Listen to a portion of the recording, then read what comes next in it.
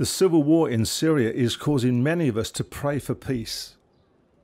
President Assad was known to be a good leader and was respected because of his desire to see his country improve.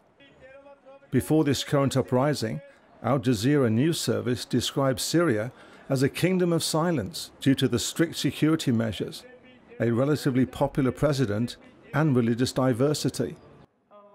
But there have been underlying issues that the government has faced.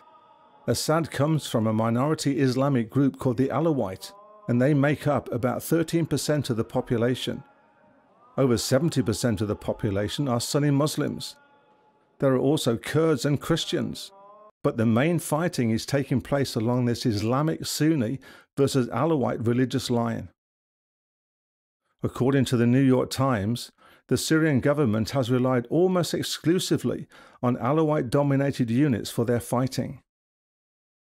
As other countries went through their Arab Spring uprisings, Syria had their protests as well until mid-March 2011. At this time, protesters demanded the release of political prisoners and the abolishment of Syria's 48-year emergency law.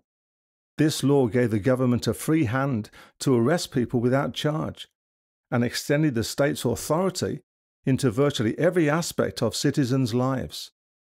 The people wanted more freedoms and an end to pervasive government corruption. Within days, the government started their campaign of growing violence and deadly attacks against their own people.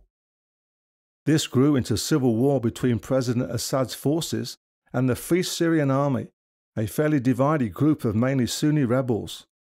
The civil war has escalated with many thousands of deaths to civilians, nearly 3 million Syrians needing aid inside their country, and hundreds of thousands of Syrians fleeing the country into neighboring countries like Jordan, Lebanon, and Turkey.